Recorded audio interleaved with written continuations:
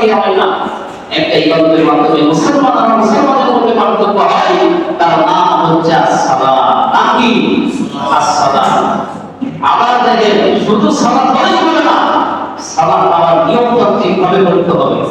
দৈনিক 5 ওয়াক্ত নামাজ আদায় করতে হবে। যদি জুমায় সপ্তাহে একদিন নামাজ দিয়ে মুসলমানের মধ্যে পার্থক্য আপনি দেখাতে চান, তাহলে আপনার থেকে বড় মুসলমান হলো খ্রিস্টানরা। কারণ তারা একদিন গির্জায় গিয়ে তাদের ইবাদত করে, তাদের ধর্ম অনুযায়ী। এই জন্য প্রিয় মুসলমান ভাইরা, নামাজ কি জিনিস? নামাজ হচ্ছে ফার্সি শব্দ, এর আরবি শব্দ হচ্ছে সালাত। আরবি কি? সালাত। এই সালাত আরবি শব্দ, এর শাব্দিক অর্থ নিয়ে বিভিন্ন ভাষাবিদগণ তারা মতৈক্য করেছেন, মত পার্থক্য করেছেন। সালাত শব্দের আসল অর্থ কি? আমরা মনে করি সালাত মানে কি, এই যে কিছু সবজি কেটে ভাত দিয়ে যেটা খাওয়া হয়, এটা আমাদের ভাষায় সালাত। এখন এই সালাতের আসল অর্থ কি? কেউ কেউ লিখেছেন সালাত শব্দের অর্থ হলো দোয়া। সালাত মানে কি? দোয়া করা। সালাত শব্দের অর্থ হচ্ছে সোজা করা, সোজা করা, একদম স্ট্রেট সোজা। সালাইতুল আমরু মিনাল আলাম, সালাইতুল আমরু আলাম, এই শব্দ থেকে যদি সালাতকে উৎপন্ন করা হয়, নির্গত করা হয়, এর অর্থ হবে সালাত শব্দের অর্থ হলো সোজা করা। তার মানে হলো সালাত নামাজি ব্যক্তিকে সব অবকর্ম থেকে একত্রিত তাকে আল্লাহর সঙ্গে মিলিয়ে দেয়। আল্লাহ কি করে ইহদিনা সিরাতাল মুস্তাকিম, সরল সঠিক রাস্তার সন্ধান দেয় সালাত নামাজ। এই জন্যই এটাকে সালাত বলা হয়। এই অনুমান অনেকে দিয়েছেন। আবার অনেক ভাষাবিদগণ, আরবি ভাষাবিদগণ তারা বলছেন যে সালাত শব্দের অর্থ হলো বিধিত করা। কি করা? বিধিত করা। কিভাবে? যে সালাত যেহেতু একজন বান্দাকে দুনিয়ার সকল প্রকার বাধা বিপত্তি, দুনিয়ার সকল অনাচার থেকে তাকে ফিরিয়ে আল্লাহর সঙ্গে তাকে দিন করিয়ে দেয়, আল্লাহর সঙ্গে সম্পর্ক করে দেয়, এই জন্য সালাতকেই সালাত বলা হয়, নামাজকে সালাত বলা হয়। কারণ একজন মানুষ আমার সঙ্গে আল্লাহর সঙ্গে জীবনে দেখা হয়েছে। একজন মানুষ কখনো আমাকে দেখতে পারবে না। মুসা নবী আপনাকে বলেছিল, হে আল্লাহ আমি আপনাকে দেখতে চাই। আল্লাহ বলেছেন তার তাওয়ানি, আমাকে কখনোই তুমি দেখতে পাবা না। মুসা নবী তার উম্মতের মুসাকে বলেছিল যে মুসা আল্লাহকে দেখতে চাই। তো উম্মতের কথা অনুযায়ী মুসা নবী যখন আল্লাহকে দেখার জন্য অভিপ্রায় করলেন, আল্লাহ বললেন যে নাম তাওয়ানি, কখনোই তুমি আমাকে দুনিয়ার জগৎ দেখতে পারবা না। তো মানুষ আল্লাহকে দেখে না, না দেখা সত্ত্বেও আল্লাহর সঙ্গে মানুষের সম্পর্কটা কিভাবে হবে? এই নামাজের মাধ্যমে হবে। কিসের মাধ্যমে হবে? নামাজের মাধ্যমে। এই জন্যই সালাতকে বা নামাজকে নামাজ বলা হয়, সালাত বলা হয়। সালাত এমন একটি ইবাদত, যেই সালাতের ব্যাপারে আল্লাহ রাব্বুল আলামিন পবিত্র কোরআনের মধ্যে বলছেন, ইন্নাস সালাতা কানাত আলাল মুমিনিনা কিতাবান মাওকুতা। যে নামাজ হচ্ছে, সালাত হচ্ছে মুমিনদের জন্য সময়ের সঙ্গে সম্পৃক্ত। সময় ধরে ধরে নামাজ তার উপরে খরচ হবে। যেমন একজন ব্যক্তি যদি জোহরের আগে ইমাম আনে, কাফের ছিল, গতকালকে দেখলাম চুয়াডাঙ্গাতে 19 জন খ্রিস্টান পরিবারের লোক, তারা মুফতি আমির হামজা ভাইয়ের হাতে হাত রেখে ইসলাম ধর্মে দীক্ষিত হয়েছে। সুবহানাল্লাহ। এটা দেখলাম পোস্ট। 19 জন খ্রিস্টান পরিবারের লোক। তো এই ব্যক্তিরা এসার আগে ঈমান এনেছে। তো তাহলে তাদের উপরে সর্বপ্রথম ফরজ ইবাদত কি? এসার নামাজ আদায় করা। তো এরকম ভাবে প্রতিটি ব্যক্তির জন্য সময়ের সঙ্গে নামাজকে ওয়াজিব করা হয়েছে বা ফরজ করা হয়েছে। সময় হবে নামাজ ফরজ, সময় নাই আপনার নামাজের ফরজিয়ত নাই। এখন আসেন এই সালাতের ব্যাপারে আল্লাহ রাব্বুল আলামিন পবিত্র কোরআনের মধ্যে নবীদের ব্যাপারে দেখেন, প্রথমে শুরু করেছিলাম যে প্রত্যেক নবীকে আল্লাহ রাব্বুল আলামিন নামাজের এই ইবাদতটি প্রত্যেক নবীকেই আল্লাহ পাক নির্দেশ করেছেন, দিয়েছেন। ইবাদতটি কেন দিয়েছেন? আল্লাহ রাব্বুল আলামিন এই নামাজের মাধ্যমে বান্দাকে তার কাছে তার সঙ্গে মিলিত করাতে চান, মিল করাতে চান, এই জন্যই নামাজকে দিয়েছেন। আল্লাহ রাব্বুল আলামিন এখানে সর্বপ্রথম যে নবীর কথা বলা হচ্ছে, নবী ইসমাঈল আলাইহিস সালাম। ইসমাঈলের পরিচয় কি? ইসমাঈল নবীর পরিচয় হচ্ছে তিনি আমাদের জাতির পিতা হযরত ইব্রাহিম আলাইহিস সালামের সন্তান। 86 বছর বয়সে ইব্রাহিম আলাইহিস সালামের একটি পুত্র সন্তান জন্মগ্রহণ করলেন, যার নাম রাখা হলো ইসমাঈল। ইসমাঈল আলাইহিস সালামের এই কথাটি আল্লাহ রাব্বুল আলামিন কোরআন কারীমের মধ্যে বলেছেন। রব্বুল আলামিন বলেন, ওয়াজকুর ফিল কিতাবি ইসমাঈল ইন্নাহু কানা সাদিকাল ওয়াদি ওয়া কানা রাসূলান নাবিয়্যা ওয়া কানা ইয়া'মুরু আহলাহু বিস সালাতি ওয়াজ যাকাতি ওয়া কানা 'ইনদা রাব্বিহি মারদিয়্যা। আল্লাহ রাব্বুল আলামিন বলেছেন, ওয়াজকুর ফিল কিতাবি ইসমাঈল, হে নবী আপনি তাদের সামনে তাদের কাছে ইসমাঈল আলাইহিস সালামের জীবন বৃত্তান্ত তার এই কথা বর্ণনা করেন। ইসমাঈল আলাইহিস সালাম কেমন ছিলেন? 12 বছর বয়স বা 11 বছর বয়সে যখন ইব্রাহিম আলাইহিস সালাম ইসমাঈলকে কুরবানি করার জন্য মিনার প্রান্তরে তাকে শুইয়ে দিলেন, আল্লাহ রাব্বুল আলামিন বলেছেন, ওয়া সাদ্দাকাতা রুইয়া ইন্না কাযালিকা নাজজিল মুহসিনিন। আল্লাহ রাব্বুল আলামিন ইব্রাহিমকে দেখে বললেন, ও ইব্রাহিম তুমি কুরবানি করবা সন্তান, এটাই কিন্তু আমার চাহিদা ছিল না, এটাই আমার নির্দেশ ছিল না। তুমি তো শুধুমাত্র স্বপ্নে দেখেছিলে, তুমি স্বপ্নে দেখেছিলে তোমার সন্তান ইসমাঈলকে কুরবানি করছো, প্রিয় বস্তুকে কুরবানি করছো, কিন্তু সত্য সত্যই যে তুমি কুরবানি করবে এটা কিন্তু আমি চাই না। তুমি যদি তোমার সন্তানকে কুরবানি করে দাও দুনিয়া তো ধ্বংস হয়ে যাবে। কারণ এটা ব্যতিক্রম ঘটিয়ে একটি কাজ, যে কাজ অতীতে কেউ করে নাই, ভবিষ্যতে কেউ করবে না, নিজের সন্তানকে নিজের হাতে কুরবানি করবে, এই কাজ আমি হতে দিব না। আল্লাহ রাব্বুল আলামিন ইব্রাহিমকে ডেকে বললেন, কবে সাদ্দাকাতা রুইয়া, ও ইব্রাহিম তুমি তো স্বপ্নকে তুমি বাস্তবে রূপ দিবে, বাস্তবে পরিণত করে দিচ্ছ। ইন্না কাযালিকা নাজজিল মুহসিনিন, এর আগে বলছেন ওয়াফাদাইনাহু বিযিবহিন আযীম। এটা একটা মহান পরীক্ষা ছিল, মহান কুরবানি ছিল, মহান একটি ঘটনা ছিল। তো সেখান থেকে আল্লাহ পাক ইসমাঈলকে বাঁচিয়ে দিলেন। এটা দুঃখ আসলো, আমরা জানি যে দুঃখানি কুরবানি হয়ে গেল।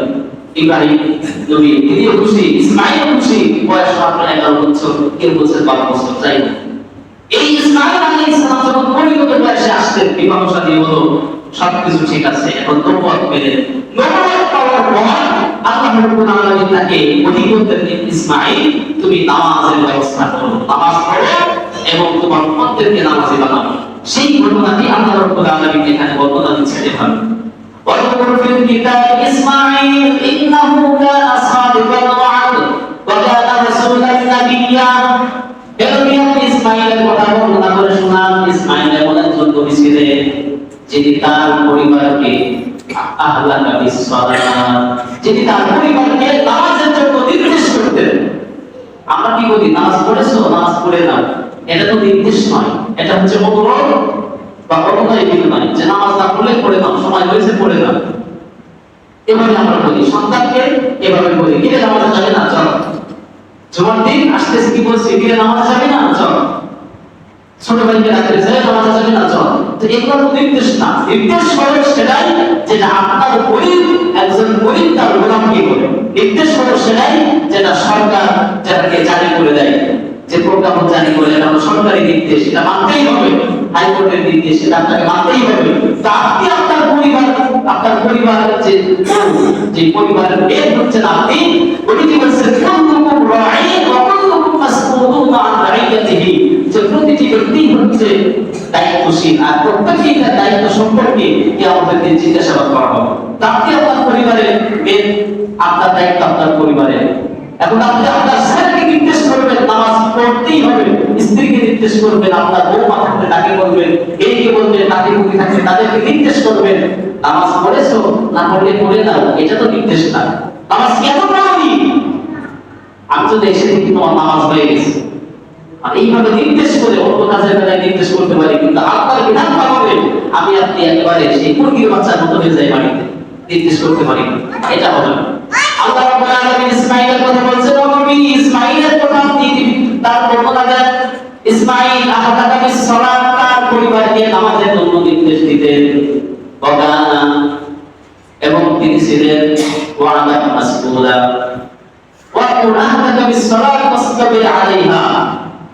আল্লাহ পাক বলেছেন যে তিনি তার পরিবারকে নামাজের জন্য নির্দেশ দিতেন, আর তিনি ছিলেন তার অঙ্গীকার পালনে একজন সত্যাশ্রয়ী, সত্যের আশ্রয় দিতেন। তিনি কখনো মিথ্যার আশ্রয় দিতেন না। তিনি হচ্ছেন নবী ইসমাঈল আলাইহিস সালাম। হযরত মুসা নবী দেখেন সূরা তাহা, সূরা তাহার মধ্যে মুসাকে আল্লাহ পাক রব্বুল আলামিন মাত্র নবুয়ত দান করবে, মানে এখন নবুয়ত তিনি পাবেন, এই সময় আল্লাহ পাক মুসাকে ডেকে দিলেন তুর পাহাড়ে। তুর পাহাড়ে ডেকে দেওয়ার পরে আল্লাহ রব্বুল আলামিন বলেছেন, ও মুসা ওয়া আখতারতুকা ফাসতামি' লিমা ইউহা ইন্নানি আল্লাহ। আল্লাহ মুসাকে ডেকে বললেন যে মুসা ওয়া আখতারতুকা ফাসতামি' হে মুসা, আমি আপনাকে বা তোমাকে মনোনীত করেছি, আমি বাছাই করেছি, মনোনীত করেছি। এই পৃথিবীর মধ্যে অনেক মানুষ আছে, মিশরের অনেক মানুষ ছিল, কিন্তু অনেক যুবক ছিল, তাদেরকে আমি পছন্দ করি নাই, আপনাকে আমি মনোনীত করলাম, পছন্দ করলাম। এবং আপনার প্রতি যে প্রত্যাদেশ আসে সেটা আপনি মনোযোগ সহকারে শ্রবণ করেন। শুধু শুনলেই হবে না, আপনার সময় ওয়াজ বক্তব্য কথা এগুলি শুনি, ক্লাসে ছাত্ররা শিক্ষক আপনার লেকচার দিচ্ছে, ছাত্ররা শুনতেছে, কিন্তু মন থেকে মন আছে বাহিরে, কখন খেলবে, ছুটি হবে, মোবাইল টিপবে ইত্যাদি। তো অনেক সময় এরকম হয় যে শ্রোতারা শুধু শোনে, বডিটা থাকে সেখানে, কিন্তু মন থাকে আসমান, মন থাকে ইন্টারনেটে, মন থাকে অন্য জায়গায়। তো এরকম অনেক সময় হয়, এই জন্য আল্লাহ পাক বললেন ফাসতামি', ফাসতামি' মুসা তুমি মনোযোগ সহকারে শ্রবণ করো, লিমা ইউহা তোমার প্রতি যে প্রত্যাদেশ আসবে, কথা হচ্ছে যে ওহী আসতেছে, এই ওহীটাকে শুধু শুনতেই হবে না, এটা মনোযোগ সহকারে শ্রবণ করো। কি ওহী আসবে? মুসা নবীকে এরপরে আল্লাহ পাক বলেন, ইন্নানি আল্লাহ লা ইলাহা ইল্লা আনা ফা'বুদনি ওয়া আকিমিস সালাতা লিযিকরি ইন্নাস সাআতা আতিয়াতুন আকাদু ফিহা লিতুজজা কুল্লু নাফসিন বিমা তাসআ। ইন্নানি আল্লাহ, তোমার প্রতি প্রথম ওহী হলো যে আমি হচ্ছে আল্লাহ, প্রশ্ন দেয়া হচ্ছে, কথা বলতেছে যে সত্তা তিনি হচ্ছেন আমি, আর আমি হচ্ছি আল্লাহ। ইন্নানি আল্লাহ লা ইলাহা ইল্লা আনা, আমি ছাড়া কোনো ঈশ্বরাই কোনো মাবুদ নাই, কোনো ইবাদত পাওয়ার যোগ্য অন্য কোনো সত্তা নাই, আমি একমাত্র আল্লাহ, আমি ইবাদতের যোগ্য। সুতরাং কি করবা তুমি? তোমার কাজ হলো ওয়াকিমিস সালাতা লিযিকরি, আমাকে স্মরণ করবে, আর আমার স্মরণার্থেই তুমি নামাজ আদায় করবে। কি আদায় করবে? নামাজ আদায় করবে। দেখেন মুসা নবীকে যখন নবুয়ত দেওয়া হচ্ছে, নবুয়তের প্রাক্কালে প্রথমেই যে নির্দেশ সেটা হলো তাওহীদ, যে লা ইলাহা ইল্লা আনা ফা'বুদনি, আমি ছাড়া কোনো ইলাহ নাই, সুতরাং আমার ইবাদত করবে। আর ইবাদতটা কি? ইবাদত হচ্ছে ওয়াকিমিস সালাতা লিযিকরি, ইবাদত হচ্ছে আমার জিকির, আমার স্মরণ, আর আমার জিকিরের বাস্তব রূপ হচ্ছে সালাত। জিকিরের বাস্তব রূপ কি? সালাত। সুবহানাল্লাহ সুবহানাল্লাহ সুবহানাল্লাহ, আলহামদুলিল্লাহ আলহামদুলিল্লাহ আলহামদুলিল্লাহ, এটা একটা জিকির, এটা হলো জোহরের একটা জিকির। এই জিকিরের নাম আছে, এটা নবীজি করতেন, কিন্তু এই সমস্ত সকল জিকিরের বাস্তব রূপ হলো সালাত। ওয়াকিমিস সালাতা লিযিকরি, আমার স্মরণার্থে আমাকে স্মরণ করে তুমি নামাজ আদায় করবে। মুসা নবীর উপর যে ওয়াদাটি আসলো তাওহীদের পরে, মানে ঈমানের পরে, সেটি হলো সালাত। এবার আসছে প্রথমে হলো ইসমাঈল আলাইহিস সালাম, এরপরে গেলেন হযরত মুসা আলাইহিস সালাম, এরপরে আসছেন হযরত শুআয়ব আলাইহিস সালাম। আল্লাহ রাব্বুল আলামিন কোরআন কারীমের মধ্যে বলেছেন, ক্বালু ইয়া শুআয়ব ওয়া সালাতুকা তা'মুরুকা আন নাতরুকা মা ইয়া'বুদু আবাউনা ওয়া আন নাফ'আলা ফি আমওয়ালিনা মা নাশা ইন্নাকা আনতাল হালিমুর রাশীদ। আল্লাহ পাক বলছেন যে তারা অর্থাৎ শুআয়ব আলাইহিস সালামের সম্প্রদায়ের লোকেরা, তার এলাকার বা তার দেশের জনগণ বলছিল যে হে শুআয়ব, আপনার সালাত বা আপনার দীক্ষা, আপনার তিলাওয়াত, আপনার ওহী, আপনার নবুয়ত, আপনার এই সত্য পরায়ণতা, এটা কি আপনাকে এই শিক্ষা দেয়, এই নির্দেশ দেয় যে আমরা আমাদের বাপ-দাদাদের রেখে যাওয়া ধর্ম, তারা যে উপাসনা করতেন যে দেব-দেবী, তাদেরকে ছেড়ে দিয়ে এক আল্লাহর উপাসনা করি? আপনার সালাত, আপনার তিলাওয়াত, আপনার দোয়া, আপনার দীক্ষা, আপনার ওহী, আপনার সত্য পরায়ণতা এই শিক্ষা দেয়। তার মানে হলো নামাজ মানুষকে কি শিক্ষা দেয়? নামাজ মানুষকে শিক্ষা দেয় যে মানুষ তোমার ওজনে, শুআয়ব আলাইহিস সালামের উম্মতেরা ওজনে কম দিত, ওজনে মানুষকে কম দিত, খাদ্যে ভেজাল দিত, পদের মধ্যে ভেজাল ঢুকাই দিত। তো এইরকম কিছু কিছু অপকর্ম শুআয়ব আলাইহিস সালামের উম্মতেরা করতেন বা করত। এই জন্য আল্লাহ রাব্বুল আলামিন শুআয়ব আলাইহিস সালামের এই ঘটনাটি বর্ণনা করেছেন যে তার সালাত সালাতের এক অর্থ হলো দোয়া, সালাতের এক অর্থ হলো তিলাওয়াত, রহমত, বিনীত হওয়া ইত্যাদি আগে বলেছি। তো সুহাইব আলাইহিস সালামের কথা এভাবে আল্লাহ রাব্বুল আলামিন বললেন। এবার আসেন আরো আছে অনেক নবীদের কথা বলা আছে। সর্বশেষ নবী মুহাম্মদ সাল্লাল্লাহু আলাইহি ওয়াসাল্লামকে আল্লাহ রাব্বুল আলামিন ডেকে বলছেন যে হে নবী, ইয়া মুহাম্মদ, এর উচ্চ আছে হে নবী, ওয়াকুর আহদাকা বিস সালাতি ওয়াজ যাকাতি। আল্লাহ রাব্বুল আলামিন বলছেন ওয়াকুর আহদাকা বিস সালাতি ওয়াসতাবির আলাইহা লা নাসআলুকা রিজকা নাহনু নারযুকুকা ওয়াল আকিবাতু লিত-তাকওয়া। আল্লাহ বলছেন হে নবী, আপনি আপনার পরিবারকে নামাজের জন্য নির্দেশ করেন, আপনার পরিবারকে নামাজের জন্য আদেশ করেন, তাদেরকে অর্ডার করেন। ওয়াসতাবির, এবং এই আদেশের উপরে আপনি অবিচল থাকেন, শক্তভাবে দাঁড়িয়ে থাকেন।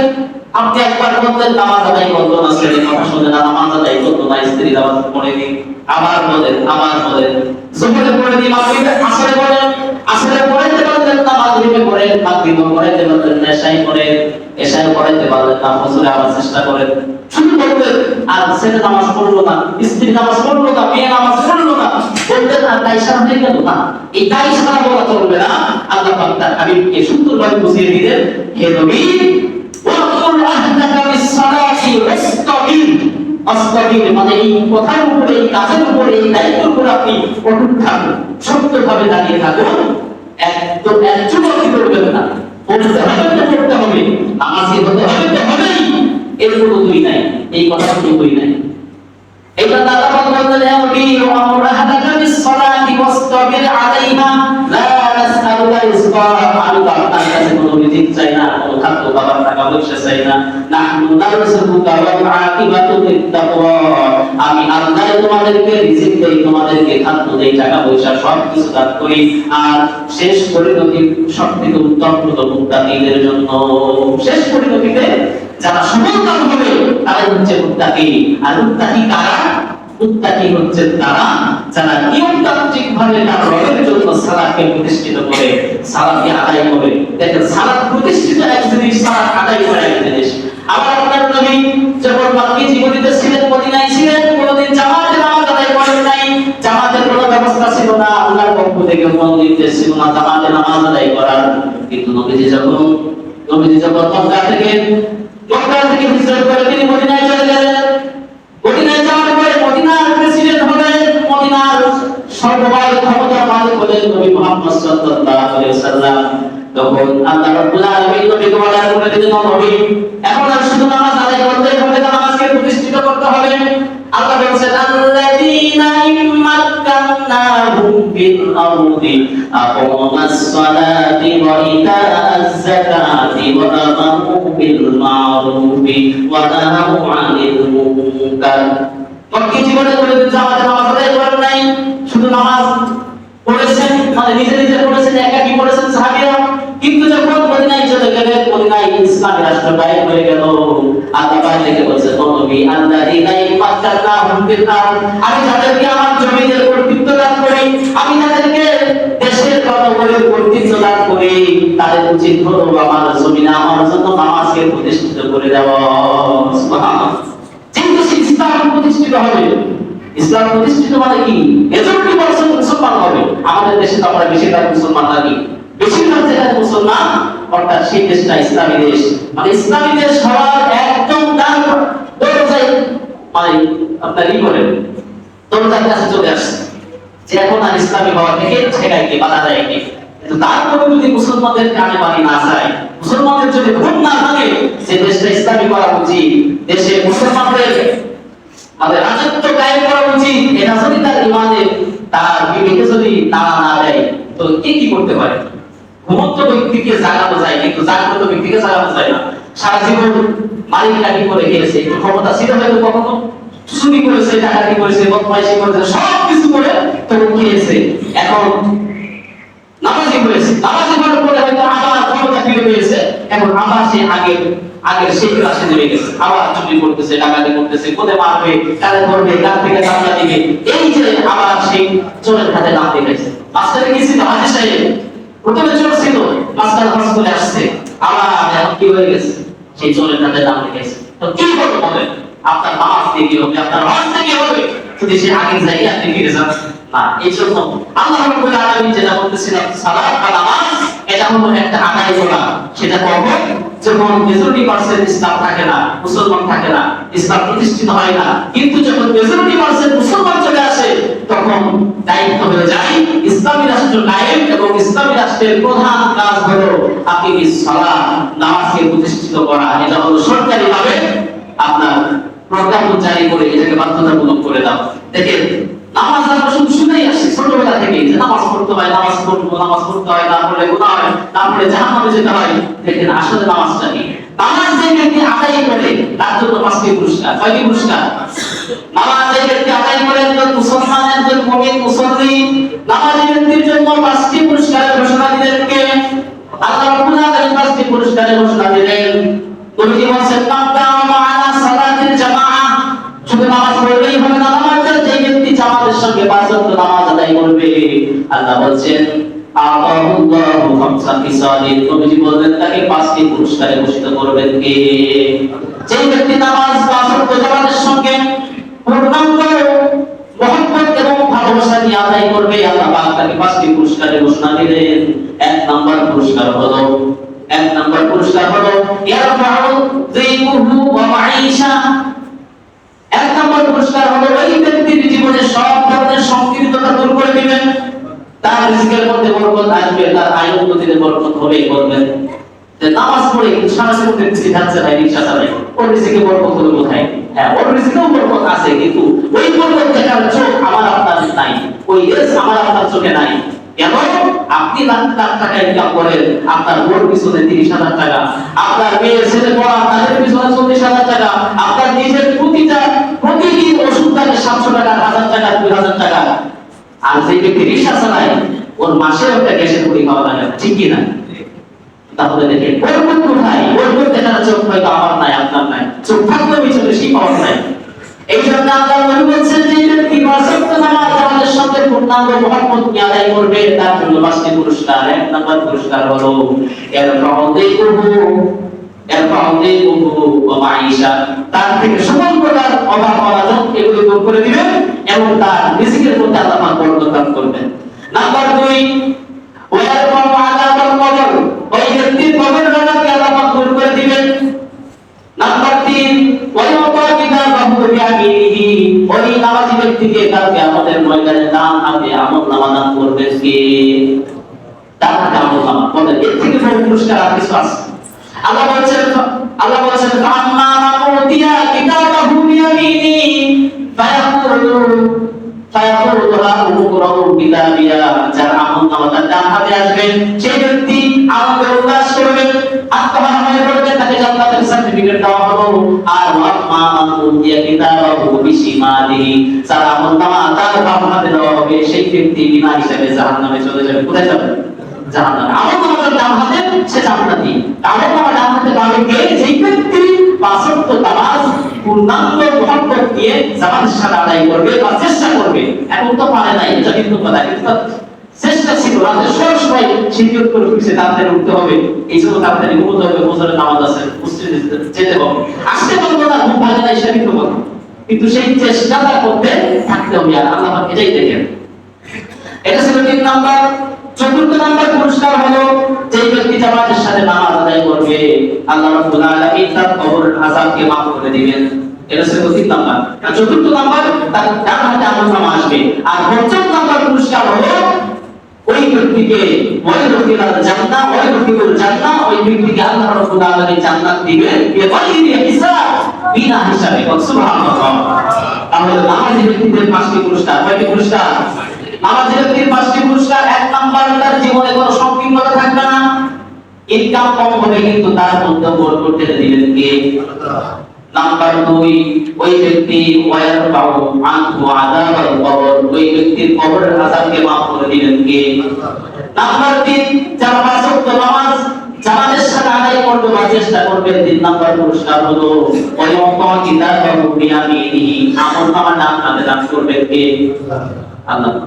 4 নাম্বার পুরস্কার হলো যে ওই ব্যক্তির মাঝে মাঝে মিস্টেক হয়েছে এখানে, যে ওই ব্যক্তির কবরের সওয়াল জবাবকে সহজ করে দেওয়া হবে। আর 5 নাম্বার ওয়াইদুকিনাল জান্নাতা বিগাইরি হিসাব, তাকে বিনা হিসাবে আল্লাহ পাক জান্নাত দান করে দিবেন। সুবহানাল্লাহ। তাহলে এতগুলি পাওয়া, এতগুলি না চাইতে এত কিছু পাচ্ছি, তারপরেও আমরা কিন্তু নামাজের ব্যাপারে উদাসীন, নামাজের ব্যাপারে উদাসীন। আসল প্রিয় উপস্থিতি, শুধু নামাজের কথা যে শুনলাম আর এখানে শেষ করে দিলাম না, এরকমটা কেউ করবেন না। নামাজ আমাকে আপনাকে পড়তেই হবে। বিশ্বাসের যেহেতু বিশ্বাস নাই, সুতরাং বেনামাজি থেকে শুধু শুধু নিজের নামটা জাহান্নামীদের খাতায় লিখে এর মতো বড় আহাম্মক আর কেউ হতে পারে না।